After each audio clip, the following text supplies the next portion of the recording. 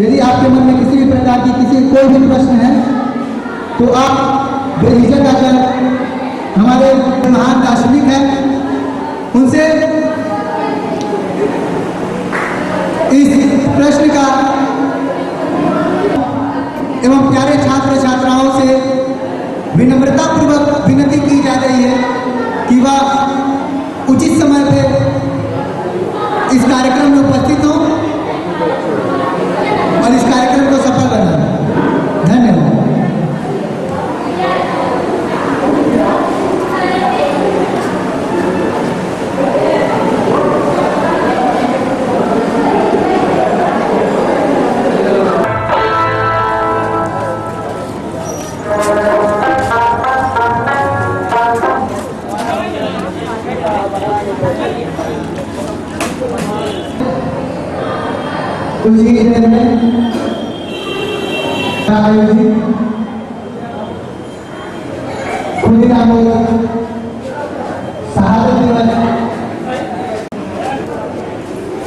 किया जा रहा है, सूचित किया जा रहा है। इस कार्यक्रम में मुख्य अतिथि के रूप में उपस्थित रहेंगे जी, जो कि क्रांति युग के संपादक ही नहीं उपस्थित होंगे।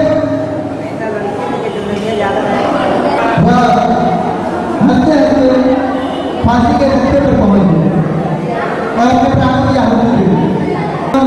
प्यारे छात्र छात्राओं से अनुरोध किया जाए और इस कार्यक्रम को सफल बनाए।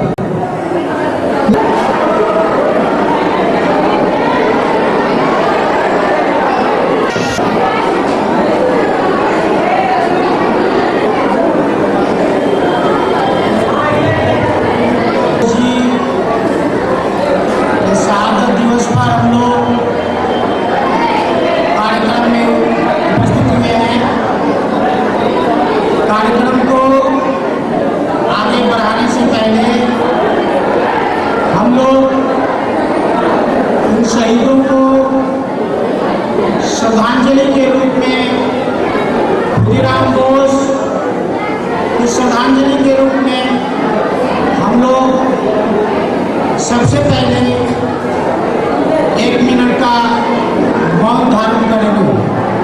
इसलिए आप सभी से अनुरोध किया जाता है कृपया खड़े होकर 1 मिनट के लिए मौन धारण करें और उनको श्रद्धांजलि दें।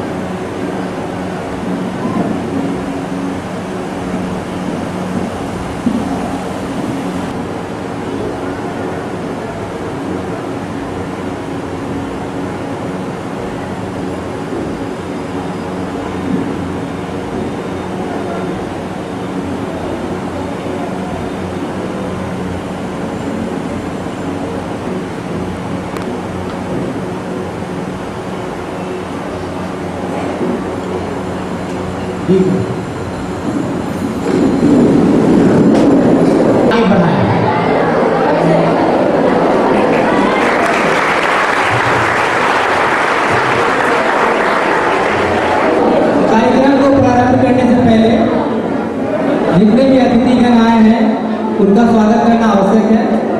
अतः सबसे पहला कार्य अतिथियों का स्वागत से ही प्रारंभ किया जाएगा। उर्मिका चौधरी से अनुरोध किया जा रहा है कि वो कृपया फूल लेकर आए और हमारे श्रीमान आनंद प्रकाश मिश्र जी को प्रदान करें।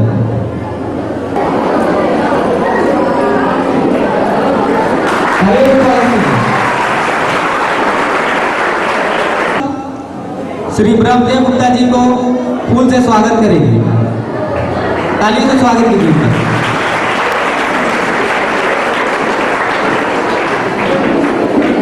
गौरी गुप्ता, प्रमोद ठाकुर जी जो कि कैंटोनमेंट विद्यापीठ के शिक्षक हैं, उन्हें फूल से स्वागत करेगी। कृपया तालियों से स्वागत करें।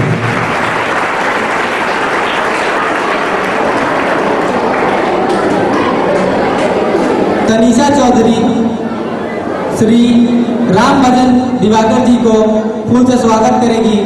कृपया तालियों से स्वागत कीजिए।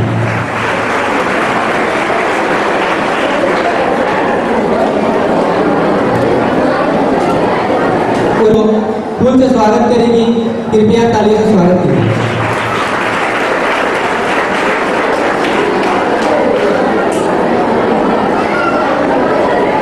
पूर्णिमा साहब विजय सिंह जी को फूल से स्वागत करेगी। कृपया तालियों से स्वागत कीजिए।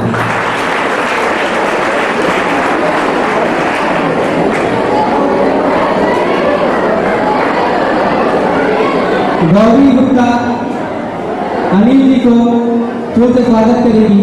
कृपया तालियों से स्वागत कीजिए।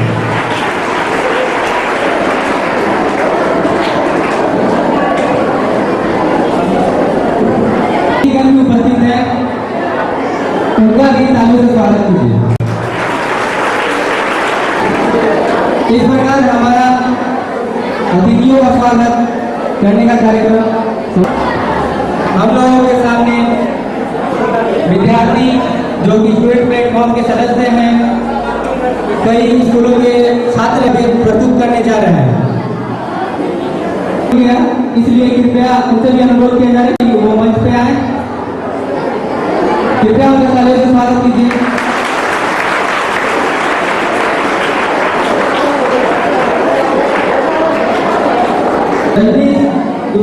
रजनी प्रिया को फूल से स्वागत करेगी।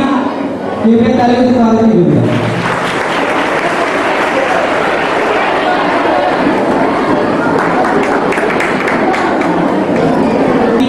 जो स्टूडेंट प्लेटफॉर्म के सदस्य हैं, कई स्कूल के विद्यार्थी रहे हैं, वे सभी अपने वक्तव्य प्रस्तुत करने जा रहे हैं। से अनुरोध किया जा रहा है कि कृपया कार्तिक सर को फूल देकर उनका स्वागत करें।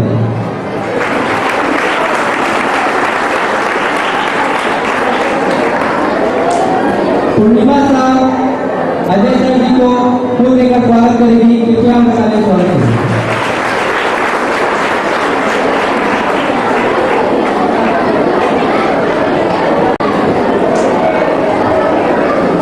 इस प्रकार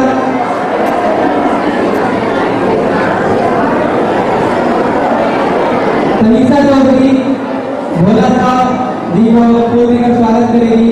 कृपया उनका तालियों से स्वागत कीजिए।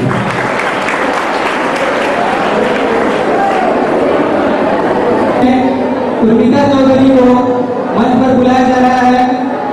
वो सरफरोशी की तमन्ना अब हमारे दिल में है। यह गाना द्वारा उद्घाटन की प्रस्तुत करेगी।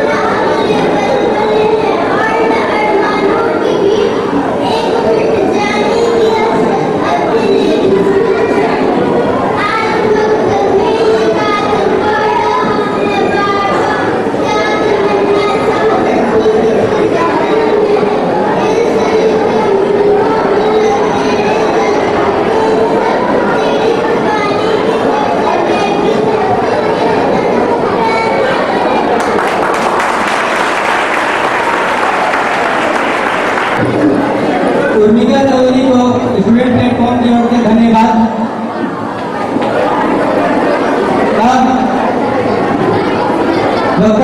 वक्तव्य के रूप में पूजा साहब जो 9वीं की छात्रा है, गावलिया म्युनिसिपल गर्ल्स हाई स्कूल में पढ़ती है, अतः उनसे अनुरोध किया। सभापति महोदय, उपस्थित अतिथि एवं समस्त श्रोताओं को मेरा प्रणाम। मेरा नाम पूजा साहब है। मैं कक्षा 9वीं की गावलिया म्युनिसिपल गर्ल्स हाई स्कूल में पढ़ने वाली एक छात्रा हूँ। मैं खुदीराम बोस के बारे में कुछ आपको बताने जा रही हूँ। भारतवर्ष में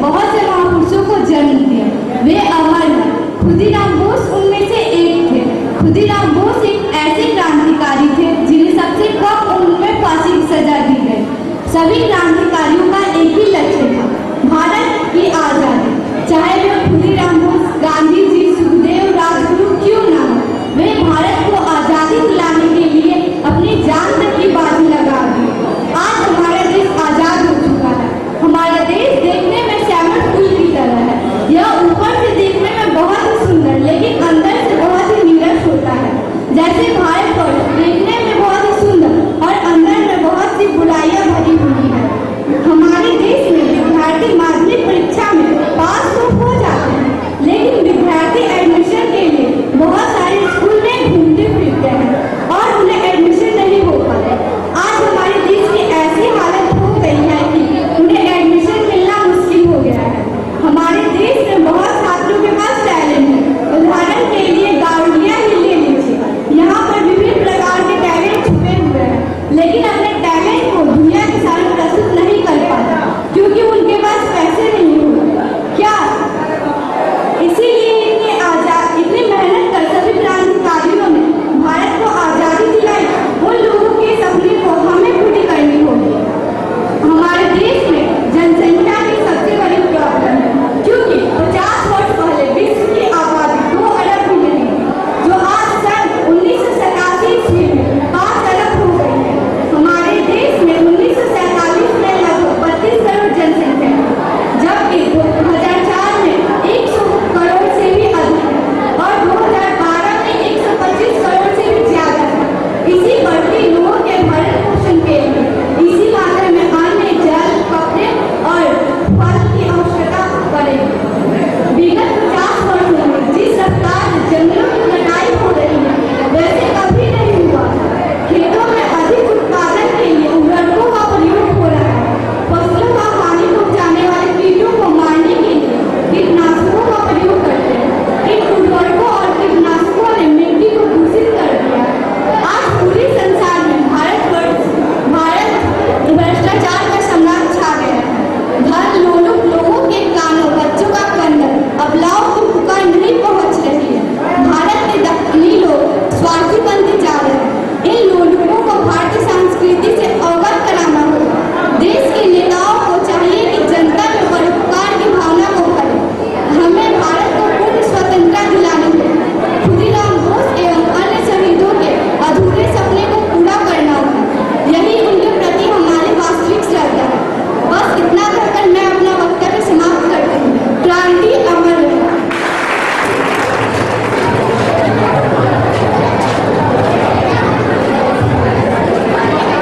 स्टूडेंट प्लेटफॉर्म के द्वारा पूजा साहब को अपना बहुमूल्य हाई स्कूल में भर्ती है। उनसे अनुरोध किया जा रहा है कि कृपया वो मंच पे आए और अपना बहुमूल्य वक्तव्य रखें। आदरणीय सभापति महोदया, उपस्थित अतिथिगण एवं समस्त श्रोताओं को मेरा प्रणाम। मैं Rajni Rawat Gardia municipal girls high school में पढ़ने वाली एक साधारण सी छात्रा हूँ, लेकिन मैं आप लोगों को हमारे देश के स्वदेश प्रेमियों के बारे में कुछ बताने जा रही हूँ, जिन्होंने हमारे देश के लिए बहुत सारे बलिदान दिए। लेकिन आज के कुछ लोग उन्हीं सभी चीजों को याद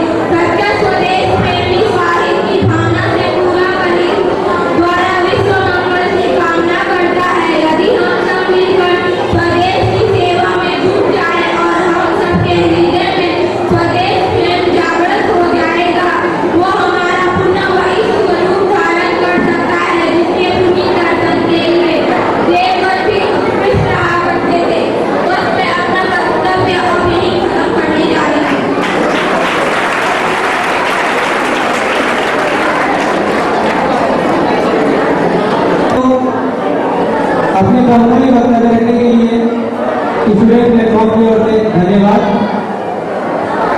अब हम लोगों के सामने निशा चौधरी जो कि 10वीं कक्षा की छात्रा है, गावलिया म्युनिसिपल गर्ल्स हाई स्कूल में पढ़ती है, वह अपना बहुमूल्य वक्तव्य रखने जा रही है। क्योंकि आप लोगों से अनुरोध किया जा रहा है कि शांति बनाए रखें और अपने बहुमूल्य वक्तव्य को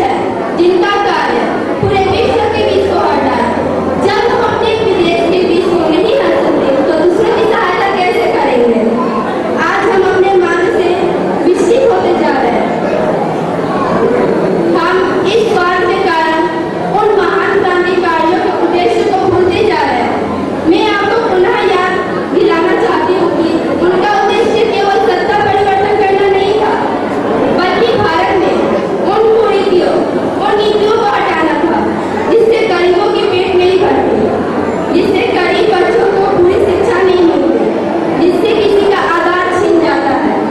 अर्थात मेरा यह मानना है कि आज इस भारत दुर्दशा का एक ही कारण व कारक है, और वह है स्वार्थ। यह मेरी आशा है कि अगर सरकार पूंजीपति हम स्वार्थ को दूर कर उन गरीबों के बारे में सोचे, तो जरूर हम उन महान क्रांतिकारियों के उद्देश्य को पूरा करने में जरूर सफल होंगे।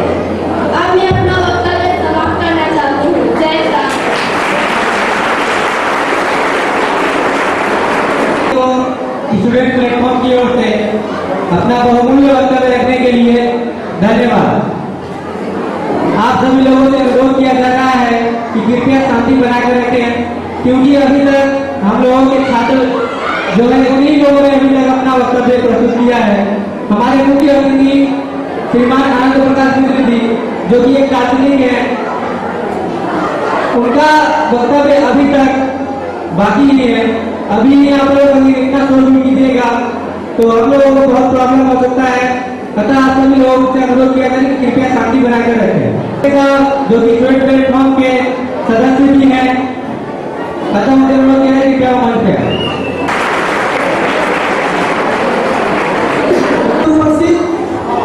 सभी भाइयों और खासकर महिला और से अनुरोध कर रहा हूँ कि सिटी में लोगों के सामने भारत की गणना सच्चाई रखने जा रहा हूँ। ये सच्चाई क्या है? हमारा देश कब आजाद हुआ था? ये सबको पता होगा। हमारा देश 15 अगस्त 1947 ईस्वी को तो आजाद हुआ था। आज हमारे देश को आजादी हुए 64 साल हो गए। मैं आप लोगों से एक प्रश्न कर रहा हूं, क्या हमारा भारतवर्ष सही मायने में पूरी तरह आजाद हुआ है कि नहीं? जब आप लोगों को पता है कि हमारा देश पूरी तरह से आजाद नहीं हुआ, इसका सबसे बड़ा कारण क्या है? इसका सबसे बड़ा कारण क्या है? मैं आप लोगों को बता रहा हूं, अगर भारत सही मायने में आजाद हुआ रहता, अगर भारत सही मायने में आजाद हुआ रहता तो गरीबों को उनका हक मिलता। क्रांतिकारियों का उद्देश्य क्या था? पूंजीपति वर्ग को हटाकर उसके स्थान पर श्रमिक वर्ग को रखना। जब हम लोग त्योहार का समय आता है, दुर्गा पूजा हो, ईद हो, तो हम लोग बहुत ही खुशी मनाते हैं, आराम से बहुत ही खुशी मनाते हैं। लेकिन क्या आप लोगों को पता है कि भारत में ऐसे भी घर है, भारत में ऐसे भी घर है जिन्हें 2 वक्त की रोटी भी नसीब नहीं हो पाती है। ऐसे भी घर है जिन्हें 2 वक्त की रोटी भी नसीब नहीं हो पाती है। तो क्या हमारा भारत सही मायने में आजाद है? तो ऐसा क्यों हो रहा है? ऐसा होने का सबसे बड़ा कारण क्या है? इसलिए मैं आप लोगों के सामने एक छोटी सी शायरी प्रस्तुत करने जा रहा हूं। ध्यान से सुनिएगा। आजादी की रंग लगाने की तमन्ना है, आजादी की रंग लगाने की तमन्ना है, इसे हर दिल में जगाना है। आजादी की रंग लगाने की तमन्ना है, इसे हर दिल में जगाना है। तू हिंदू हो या मुसलमान, इससे क्या फर्क पड़ता है? तू हिंदू हो या मुसलमान, इससे क्या फर्क पड़ता है? मुझे तो सिर्फ गुलामी की जंजीर से तुझे छोड़ाना है।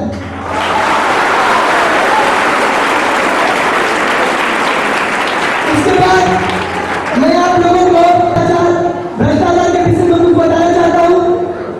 भ्रष्टाचार आपने दिखाई दिया। भ्रष्टाचार कोई दूसरा कोई नहीं करता, भ्रष्टाचार खुद हम ही लोग करते हैं। जब लड़के माध्यमिक की परीक्षा पास कर लेते हैं तब उनका एडमिशन का समय आता है। जब सरकार ऐसा नियम लागू किए है कि 15 नंबर 10-25 नंबर लाओ और तुम पास हो जाओ, तो पास होने के बाद भी लड़कों का एडमिशन क्यों नहीं हो पाता है? वो हर स्कूल में एडमिशन के लिए क्यों भटक रहे हैं? आप लोगों के पास ये जवाब है? ऐसा क्या कारण है कि बच्चे तो माध्यमिक की परीक्षा तो पास कर ले रहे हैं लेकिन उनका एडमिशन नहीं हो पा रहा है? जब बच्चे एडमिशन के लिए स्कूल में भटकते हैं तो एडमिशन चार्ज होता है आपका 1000 रुपया। आपका एडमिशन चार्ज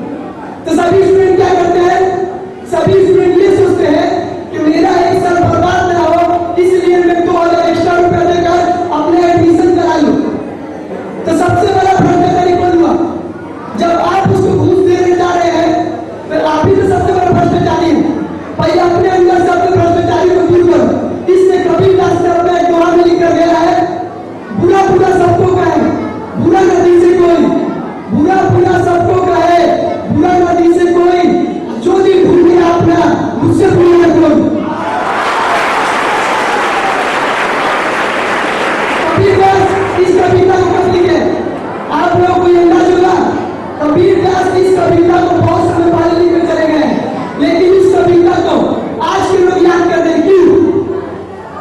अगर कोई आपके सामने किसी का मर्डर कर रहा होता हो तो आप उसको देख रहे हैं, लेकिन उसके खिलाफ में कुछ बोल नहीं रहे हैं, तो मर्डर करने वाला से बड़ा सबसे बड़ा दोषी आप हैं। इसलिए पहले अपने अंदर की हिम्मत को जगाइए। इसलिए भ्रष्टाचार के विषय में मैं आप लोगों के सामने एक छोटा सा शायरी प्रस्तुत करने जा रहा हूँ, ध्यान से सुनिएगा, ठीक है? निशाना लगा निशान पर, निशाना लगा निशान पर, निशाना छू गया लेकिन निशान है बाकी। निशाना लगा निशान पर, निशान छू गया लेकिन निशान है बाकी। कुछ लोग मरे वो शाम है बाकी। एक लड़के ने कब्र पर चढ़कर कह दिया, एक लड़के ने कब्र पर चढ़कर कह दिया, अभी परिवार ही मरा है लेकिन खंडा में बाकी। एक लड़के ने कब्र पर चढ़कर कह दिया कि अभी परिवार ही मरा है लेकिन खंडा में बाकी। अभी धरती बना है लेकिन आसमान है बाकी। हमारे देश से अंग्रेज को चले गए लेकिन भ्रष्टाचार है बाकी। जब आप लोगों को पता है कि समाज में कुछ समस्या हो रही है, सबसे बड़ा कारण क्या है?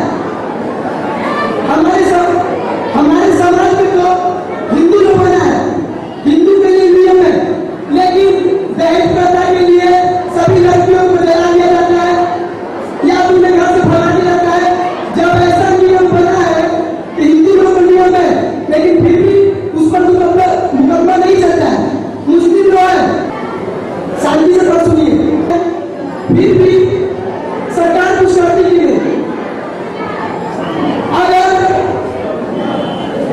धाराओं के मामले में, कानून के धाराओं के मामले में अगर गोल्ड मेडल लिया गया तो सबसे पहला नाम हुआ भारतवर्ष। क्योंकि भारतवर्ष में इतनी धाराएं मौजूद है, इतने कानून मौजूद है, जितने भी कानून है सबके खिलाफ में काम हो रहे हैं। मर्डर का कानून है लेकिन मर्डर हो रहा है, डकैती का कानून है लेकिन डकैती हो रही है, चोरी का कानून है लेकिन चोरी हो रही है। ऐसा क्यों? ऐसा क्यों है? मैं आपको बताने जा रहा हूँ ऐसा होने का कारण। इसका होने का सबसे बड़ा कारण है, चोरी जब हो रही है तो चोर भी आराम से चोरी कर रहा है। उसे पता है कि मैं चोरी करने के बाद जब जेल में जाऊंगा तो मुझे आराम से खाने मिलेगी। ऐसा क्यों? जो आतंकवादी पकड़ाते हैं, जब आतंकवादी पकड़ाते हैं उन्हें एसी रूम में बैठा अच्छे से खाने खिलाया जाता है। क्यों? ऐसे तो सभी जो भूख पड़े हैं, जो गरीब है, वो भी आतंकवादी बनेंगे। बोले मैं भी आतंकवादी बनूंगा, जब आतंकवादी बन रहा हूं तो मुझे आराम से खाने को मिल रहा है। तो ऐसा क्यों है? जब आप लोग सब जानते हैं तो ऐसा क्यों है? ऐसा होने का सबसे बड़ा कारण क्या है? भ्रष्टाचार से लेकर हर एक कानून है, लेकिन सब कानून में बहुत ऐसी समस्या आ रही है। एक छोटा सा मैं उदाहरण दे रहा हूँ, एकदम सिंपल सा, मेरे पास वक्त बहुत कम है लेकिन इसलिए मैं आपको एक छोटा सा उदाहरण दे रहा हूँ। आप लोग से मैं पूछूंगा, अगर कोई बच्चा, छोटा सा बच्चा अगर रास्ता में गलती कर रहा हो, अगर कोई भी व्यक्ति उस बच्चे को नहीं डालेगा, कोई भी व्यक्ति उस बच्चे को नहीं डालेगा, पहले पूछेगा बाबू तुम्हारा माता पिता कौन है? सबसे पहले गार्जियन को दोषी ठहराएगा, क्योंकि उसका गार्जियन ने उसे संस्कार दिया है।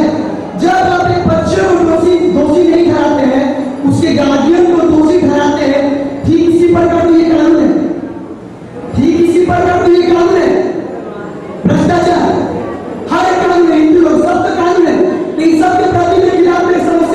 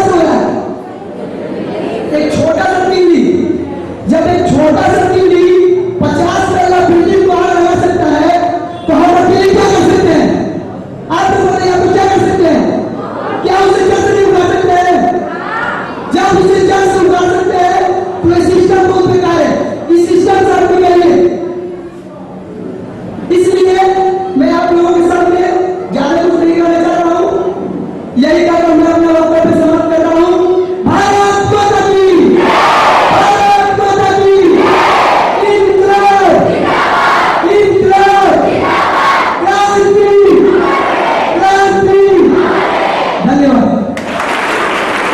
मैं दादा जी बहुत ज्यादा शोर कर रहे थे।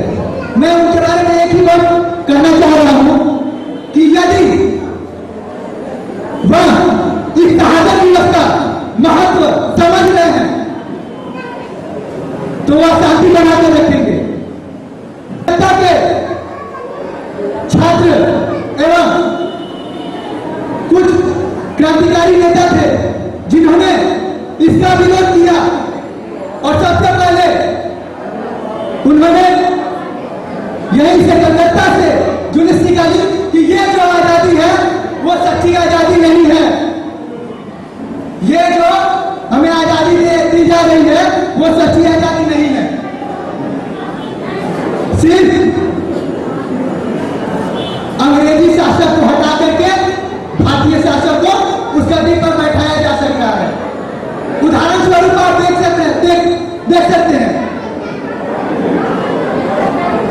अंग्रेज जब थे तब पर भी पूंजीपति वर्ग का शासन था और आज अंग्रेज नहीं है तब पर भी हमारे देश में पूंजीपति वर्ग का शासन है।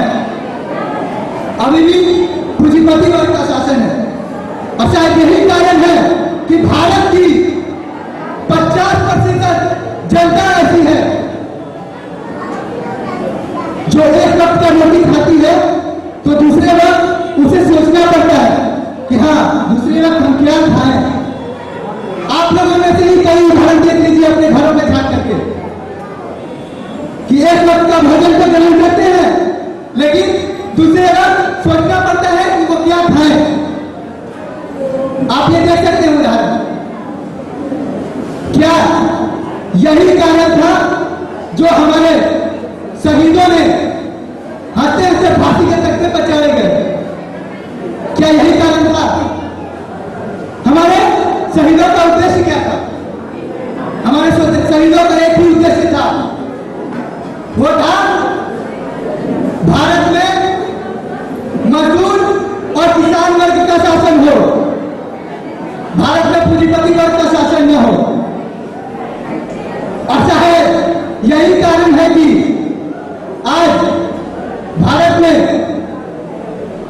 भारत सरकार ने इन सभी क्रांतिकारियों का कोई भी जिक्र नहीं किया। आप देख सकते हैं, आप अपने सिलेबस में देख सकते हैं, बुक के सिलेबस में देख सकते हैं। ऐसा लगता है कि इन क्रांतिकारियों ने कुछ किया ही नहीं था भारत देश के लिए। इन क्रांतिकारियों ने कुछ किया ही नहीं था। यह क्रांतिकारी सिर्फ यूं ही फांसी के तख्ते पर चढ़ गए। भारत में कुछ ऐसे भी क्रांतिकारी हैं जिनके साथ भाई फांसी के तख्ते पर चढ़ गए, लेकिन उनका आज तक हमारे बुक में नाम तक नहीं आया, हमारे पुस्तकों में नाम तक नहीं आया। भारत में कुछ ऐसे स्थान हैं जो बुक की रचना तो कर रहे थे, लेकिन बुक की रचना करते करते उनकी बेटी का देहांत हो गया था। उनको मालूम भी नहीं था कि हाँ मेरी बेटी का देहांत हो गया है, वो मर गई है। वो अपना काम क्रांति के लिए, भारतीय क्रांति को जगाने के लिए वो अपना काम करते जा रहे थे, लेकिन उनको कभी भी मालूम न था कि वह यह जो कार्य कर रहे हैं, और एक तरफ तो वो अपना कार्य कर रहे थे और दूसरी तरफ तो उनकी बेटी का देहांत हो गया है। लेकिन उनकी बेटी उनकी पत्नी आकर के बोल रही है क्या कि आप चिंता मत कीजिए, आप चिंता मत कीजिए, हम अपनी बेटी का शव दफना कर चले आ रहे हैं, लेकिन आप जो काम कर रहे हैं वो काम करते रहिए। आप भारतीय क्रांति में काम कर रहे हैं, जिसकी रचना कर रहे हैं आप करिए, लेकिन आपकी बेटी का मैंने शव दफना के चला आया है। लेकिन इस बात का क्या आज तक हमारे सिलेबस में रखा गया है? क्या यह हमारे भारतीय जो क्रांतिकारी है यह कुछ भी नहीं है? आज हमारे वर्तमान भारत की स्थिति देखा जाए तो काफी दयनीय हो गई है। पूंजीपति लोग यहां पर सब कुछ है, यहां तक कि हमारे जितने भी नेता लोग हैं वो तो मैं आशा करता हूं कि वह जिस रास्ते से गुजरते होंगे वो रास्ता हाईवे हुआ करता होगा, और जो गाड़ियां होंगी वो फुल ऐसी गाड़ियां होंगी, तो वो क्या जानेंगे कि ये गरीब की हालत क्या है? वो क्या जानेंगे कि ये गरीब की हालत क्या है? और कहते हैं कि भारत में जो व्यक्ति 25 रुपया कमा रहा है वो भारत का गरीब व्यक्ति नहीं है। अरे मैं उनसे पूछना चाह रहा हूं कि जो व्यक्ति 25 रुपया कमा रहे हैं वह भारत के गरीब नहीं है, लेकिन जो वो नेता संसद में बैठते हैं उनके यहाँ जो एक वाटर बोतल रखी जाती है उनका दाम 20 से 25 रुपया होता है, तो वह किस तरह से यह कहती है कि एक व्यक्ति अगर 25 रुपया कमा रहा है तो वो गरीब नहीं है। यही है हमारे वर्तमान भारत की स्थिति। अगर हमारे समाज में कुछ हो रहा है, किसी की सरेआम हत्या कर दी जा रही है, तो हमारे पुलिस पर हत्या के ठीक 1 घंटे या 1.5 घंटे बाद पहुंचेंगे वहां, उनको सूचना दी जाएगी कि यहां पर हत्या हो गया है, तो वो ठीक 1 या 1.5 घंटे बाद वहां पर पहुंचेंगे। लेकिन वही एक पूंजीपति वर्ग का घर में हत्या हुई हो तो वहां पर पुलिस जांच नहीं करती है, वहां पर इस हत्या की जांच सीबीआई ऑफिसर करती है, क्राइम ब्रांच ऑफिसर। ये क्यों करती है? इससे यह साफ जाहिर हो रहा है कि यह गरीबों का शासन नहीं है, यह पूंजीपति वर्ग का शासन है। यहां शासन करेंगे तो सिर्फ पूंजीपति वर्ग। क्या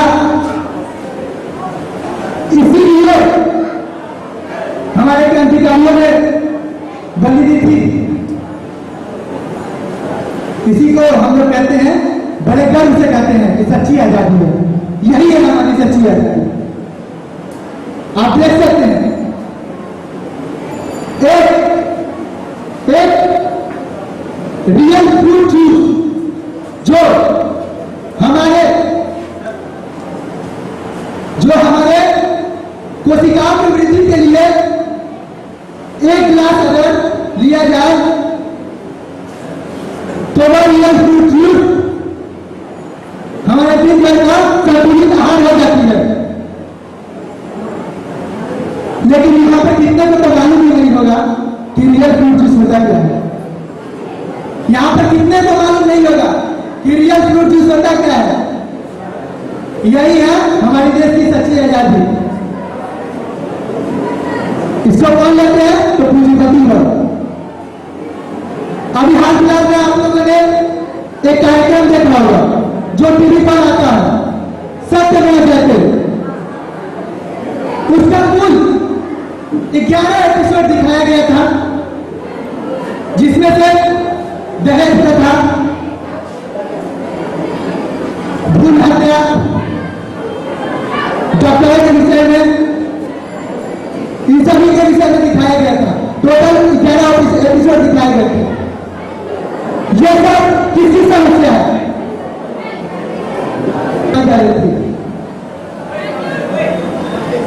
यह सब हमारे भारतवर्ष की समस्या दिखाई जा रही थी। हमारे देश में तो डाउरी प्रथा का नया एक्ट बना है, जो आमिर खान का शो आया सत्यमेव जयते, उसके विरोध करने के बाद डाउरी का नया एक्ट आया। लेकिन क्या एक्ट को लागू कर देने से यह समाज से डाउरी प्रथा हट जाएगी, दहेज प्रथा हट जाएगी? भारत में कुल 395 कानून में से भी अधिक है, और उनमें से कितने कुल कानूनों में से भी कितने अनुच्छेद में बटे हुए हैं? अगर हम भारत के कानून को देखें तो भारत का बड़ा कानून भारत के कानून है, लेकिन आज हम भारत में देखें तो भ्रष्टाचार, भुखमरी उसी तरह फैली हुई है, सभी के सभी उसी तरह फैले हुए हैं।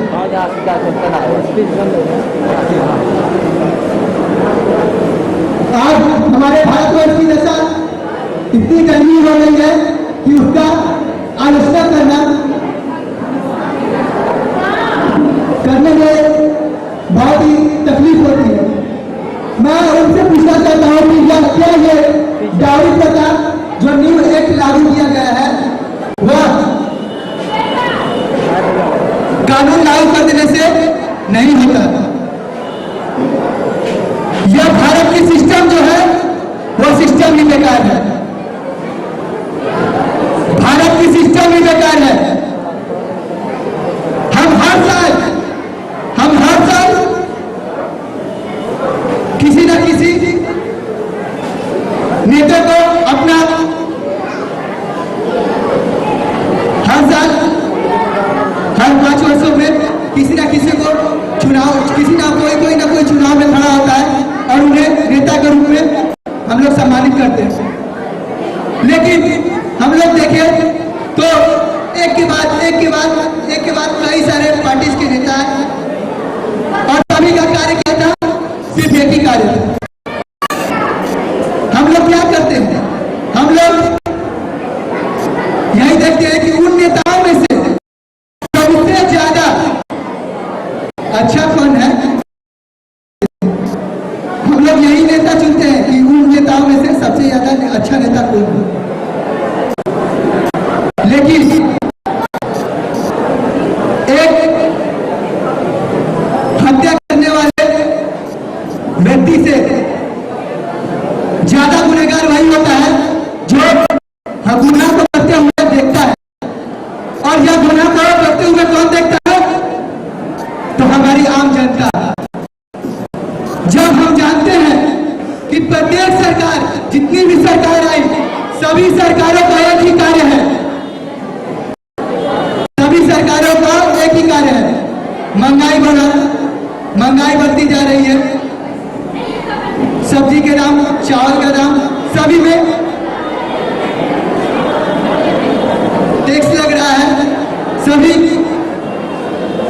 अपने सभी टैक्स देकर की ये सब कार्य करते हैं।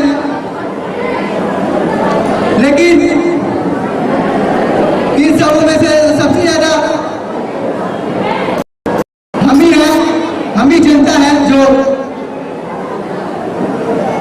इन नेताओं को आगे बढ़ने का मौका देते हैं। सबसे ज्यादा पावर दिया गया है तो इन्हीं जनता को दिया गया है, जो है वोटिंग पावर, जो इन जनता को दिया गया है। अगर देखा जाए तो यह भारत का सिस्टम जो है वह बिल्कुल बेकार है। लड़ना होगा तो भारत की सिस्टम के खिलाफ लड़ना होगा, तभी जाके इसका निर्धारण किया जा सकता है। और मैं अपना वक्तव्य एक शायरी के साथ समाप्त करना चाहता हूं कि हिंदू कहता है कि मुसलमान बुरा है और मुस्लिम कहता है कि हिंदू बुरा है।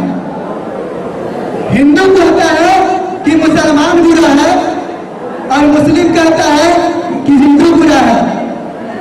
अरे हम कहते हैं न हिंदू बुरा है न मुसलमान बुरा है, जिसके दिल में आ जाए बुराई वो इंसान बुरा है।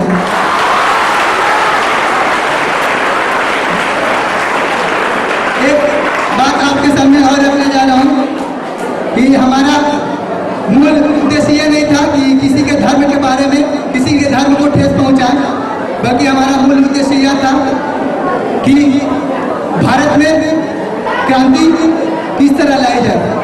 जब तक हम एक समान एक यूनिट नहीं होंगे तब तक क्रांति अमर रहे, क्रांति अमर रहे, क्रांति अमर रहे।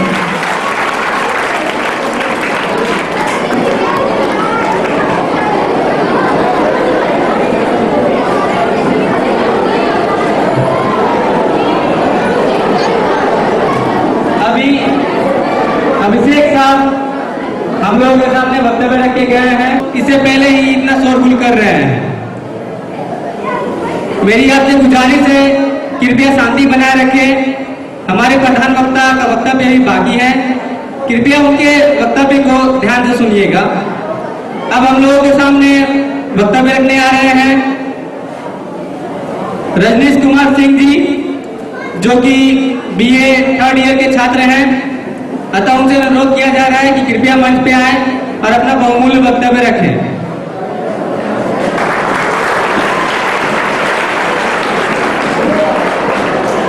आदरणीय सभापति महोदय एवं शिक्षकगण एवं शिक्षिकाएं एवं बाहर से आए हुए आदरणीय मेहमान, उनको मैं हृदय से एक बार प्रणाम करता हूं एवं छोटे पे शुभ आशीर्वाद देता हूं। आज बड़ी हर्ष की बात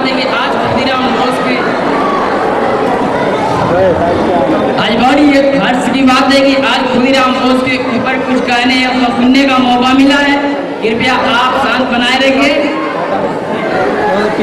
आज के समय में कौन नहीं चाहता है कि मैं खुदीराम बोस न बनूं? पहले हाथ उठाओ तो। सभी लोग चाहते हैं कि मैं खुदीराम बोस जैसे साहसी एवं वीर नेता बनूं, लेकिन असमर्थ है, कुछ नहीं बन पाते हैं। मैं इसके बारे में बता रहा हूँ, इसमें सबसे बड़ा योगदान है उनके माता पिता।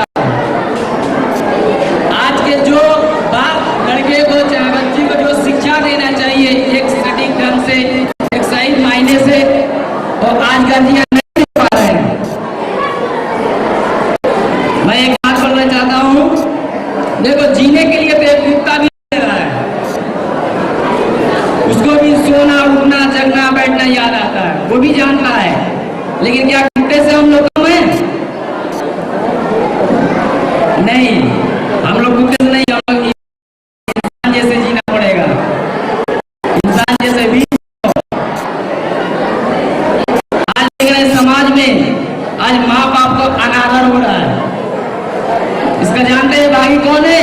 मेरे खुद माँ बाप ने, जो एक लड़के को शिक्षा देना चाहिए जिस अवस्था में, उसको नहीं मिल पा रहा है। इसलिए मैं उन माँ बाप से आग्रह करता हूं कि जो जिस समय जिस व्यक्ति को जो शिक्षा चाहिए उसी को देगा। आज हर माँ बाप के देख रहे, हर घर में कला है, माँ बाप को अनादर हो रहा है। क्यों? इसका भाई खुद माँ बाप है, उसको एक सही रास्ते नहीं दे पाए, एक सही व्यक्ति के पास नहीं बढ़े। पहले के युग था, बच्चे लोगों को क्रांतिकारी भावना के लिए जगाने के लिए उनके अंदर वीर वीर क्रांतिकारियों की कहानी सुनाई जाती थी, लेकिन आज के मेरे माँ बाप ने भूल गए हैं। आज सुबह उठ करके सबसे पहले क्या आज मैं सुनता हूँ, माँ बाप को ऑर्डर देते, मम्मी चाय ला दो,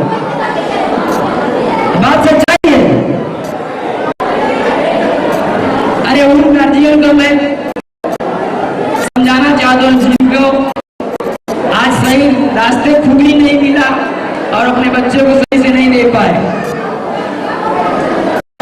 आज हर माँ बाप को अनादर हो रही है।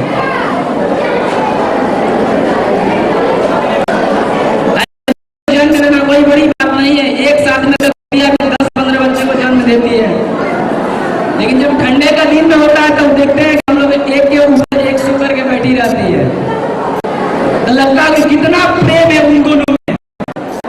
लेकिन कुछ जब बड़े हो जाते हैं तो वही खुदिया के बच्चे के बीच में अगर एक रोटी फेंक दिया जाए तो अपने में सब के सब कट मरेंगे। आज वही हो गया मेरे माँ बाप को जन्म तो दे देते हैं, लेकिन वो शिक्षा के अभाव है, उस शिक्षा की कमी है जिसके द्वारा आज हमारे वीर महापुरुष ने देश को आजाद कराया। उनके माँ बाप ने उन क्रांतिकारी भावनाओं को बचपन में बोया, बीज को उन्हें बोया, लेकिन जब वही बड़े हुए तो उनके अंदर वही बीज कितना बड़ा हो गया। तो आज इतने बड़े देश को आजाद किए, अगर उनके बातों पर अगर हम लोग चलेंगे तो अगर 10 खुदीराम बोस हो जाएगा तो पूरे विश्व को सुधार सकते हैं।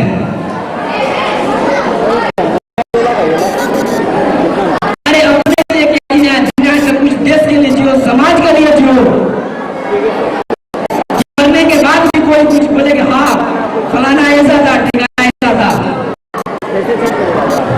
जीने के लिए समाज में बहुत सारे लोग जीते हैं,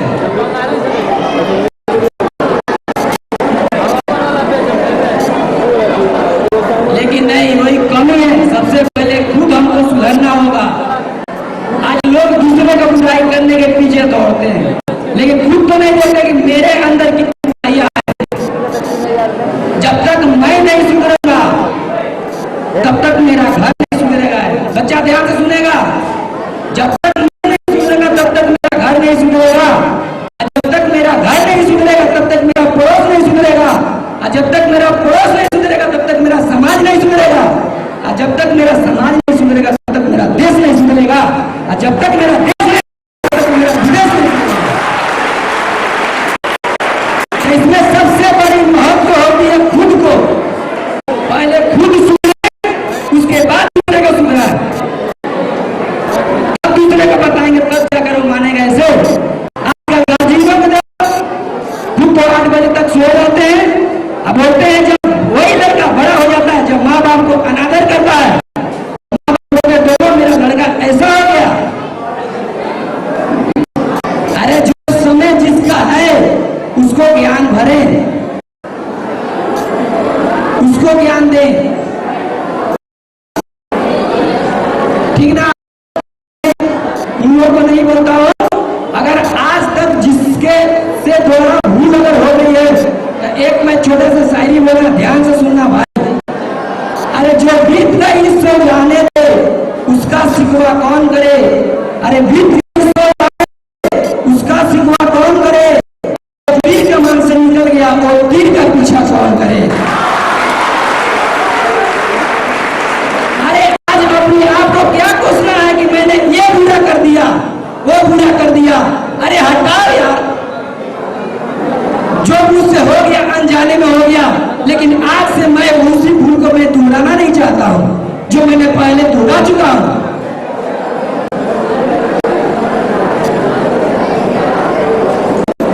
आज खुदीराम बोस में क्या कमी थी, उनको साइड में इतने मोटे पैसे सब चीज दिए जाते थे, लेकिन उन्होंने अपने से ऊपर को देकर नहीं जिया तो अपने निचले वर्ग को देकर के जिया। उनके पीड़ा को, दर्द को सोचा समझा, उसके बाद उन्होंने एक खुदीराम बोस के पूरे देश को हिला दिए, पूरे विश्व को हिला दिए। अगर तुम उनको लेकर के चलो, मैं दोस्त जैसा जहर चीज कोई नहीं है। ऊपर से जब बारिश होता है तो अमृत के समान रहता है, बूंद को अमृत समझते हैं हम लोग, लेकिन वही अगर बारिश का बूंद किसी नाली में पड़ जाता है तो कीचड़ का रूप धारण कर लेता है। अगर वही बूंद किसी सागर में पड़ जाता है तो महासागर का रूप धारण कर लेता है।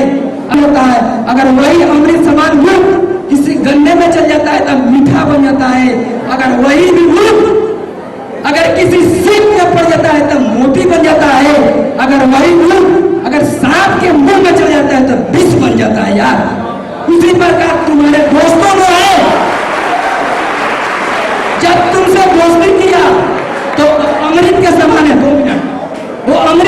मांगे, लेकिन एक एक बूंद जहर तुम्हारे अंदर उसने भरा, तुमको पता भी नहीं चला। इसलिए भाई उस बूंद को तुम मत लो, उसी बूंद को लो जो गन्ने में पड़ा था मीठा बन गया, सागर में पड़ गया था महासागर का रूप धारण कर लिया। अगर वही बूंद तुम अगर अपने सिर्फ जैसे मानोगे तो तुम भी बूंद बन सकते हो यार। तो इसलिए मैं बोलता हूं अगर जीना है तो इंसान के लिए जीने का क्या देव यार, जीने के लिए देख पक्षी भी जी रही है।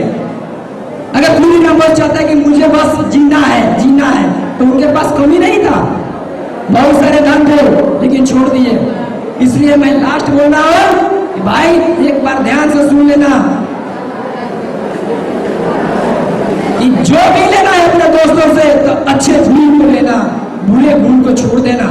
इसलिए अगर गुरु को जान को अब पानी पियो, इसीलिए बोला गया है। तो मैं आप लोगों के सामने आभारी हूं कि इतना मुझे समय मिला, तो बहुत कुछ बोला मैंने आप लोगों को। भाई मैं चेष्टा करता हूं, मैं अनुभव करता हूं कि आप लोग भी खुदीराम बोस जैसे अपने अंदर उन गुणों को भरो जो उन्होंने भर करके पूरे देश को मैंने आजादी कराया।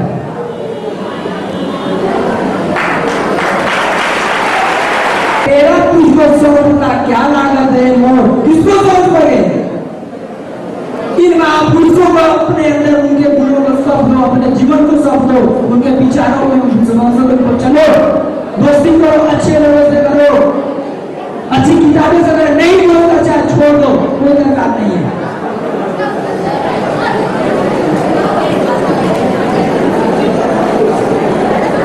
बहुत बहुत धन्यवाद आप लोगों में। अपना बहुमूल्य वक्तव्य हम लोगों के सामने रखने के लिए स्टूडेंट बैठ को धन्यवाद जताती है। अतिथिगण है जिनका वक्तव्य बाकी है, उनका नाम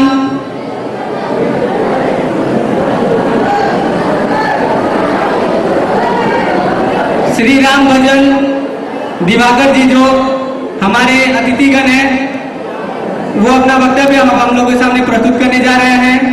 अतः उनसे अनुरोध है कि कृपया मंच पे आए और आप सभी लोगों से भी अनुरोध है कि कृपया शांति बनाए रखें। और हमारे मुख्य अतिथि आज इस खुदीराम बोस शहादत दिवस के अवसर पर आयोजक छात्र मंच और इस समारोह की अध्यक्षता कर रहे परम आदरणीय साथी ब्रह्मदेव जी, सभा में उपस्थित मुख्य अतिथि क्रांतिमुख के संपादक आप परम आदरणीय आनंद प्रकाश मिश्र जी और मंच पर उपस्थित समस्त अतिथिगण, सभागार में उपस्थित विशिष्ट अतिथिगण एवं सभी प्रतिष्ठित सम्मानित क्षेत्र के निवासियों, आज इस सभागार में बच्चों के उत्साह को देख करके बच्चों ने जिस तरीके से शहीदों के अधूरे लक्ष्य के बारे में चिंता जताई कि वो अधूरे हैं, पूरे करने हैं, जो लगभग खुदीराम बोस जैसी उम्र के हैं, जिन्होंने अपने पूरे जोश खरोश के साथ चिंतनशील, उत्साही, सारगर्भित वक्तव्य को रखा, उसको सुनकर के ऐसा लगा कि अभी वो समा बाकी है। वैसे लोग मौजूद हैं जो अपने शहीदों को सम्मान देने के लिए, उनको सच्ची श्रद्धांजलि अदा करने के लिए अपने दिल में एक जज्बा रखते हैं, एक विचार रखते हैं, एक चिंतन रखते हैं। इस चीज को जान और समझ करके बेहद प्रसन्नता होती है और इसको श्रवण करने आए आप सभी लोग निश्चित रूप से साधुवाद के पात्र हैं। मैं आप सभी का छात्र मंच की ओर से हार्दिक अभिनंदन, वंदन और नमन करता हूं। इस पोस्टर को देख करके ये लगता है कि जिसमें यहाँ के छात्रों ने भारत के शहीद आजम सरदार भगत सिंह से लेकर के नेताजी सुभाष चंद्र बोस, अमर शहीद चंद्रशेखर आजाद जी का जो चित्र लगा रखा है, इससे उनके उपदेश का, उनके विचार का, उनके त्याग और बलिदान का परिचय मिलता है। आज जिस किशोर यानी कि 18 वर्ष की उम्र के बच्चे को किशोर ही कहा जाएगा, उसकी शहादत दिवस को मनाने के लिए हम सब लोग यहाँ एकत्रित हुए हैं। उसको याद करने के लिए, उसके बारे में जानने के लिए हम लोग यहाँ एकत्रित हुए हैं। तो घटनाक्रम तो साधारण सा ये है कि यहाँ कलकत्ता में चीफ प्रेसिडेंसी मजिस्ट्रेट हुआ करते थे मिस्टर किंग्सफोर्ड। वो क्रांतिकारियों पर बेहद सख्ती से दमन किया करते थे। उनके दमन का बदला लेने के लिए यहाँ के क्रांतिकारियों ने ये चिंतन किया कि इसको सजा देना जरूरी है। सबसे पहले यहाँ के क्रांतिकारियों ने उसको पुस्तक बम भेंट करके मारना चाहा।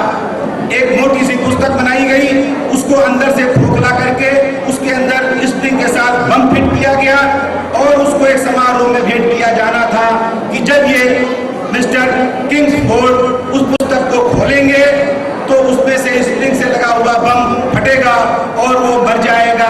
क्रांतिकारियों के इसका बदला हम ले लेंगे। लेकिन उस समारोह में उसको पुस्तक भेंट की गई, लेकिन उस पुस्तक को उसने खोला नहीं, अलमारी में रख दिया। क्रांतिकारियों का ये प्रयास विफल हो गया। उसके बाद चीफ प्रेसिडेंशियल मजिस्ट्रेट किंग्सफोर्ड का ट्रांसफर यहाँ से मुजफ्फरपुर हो गया। मुजफ्फरपुर में वो जिला जज की हैसियत तैनात किए गए।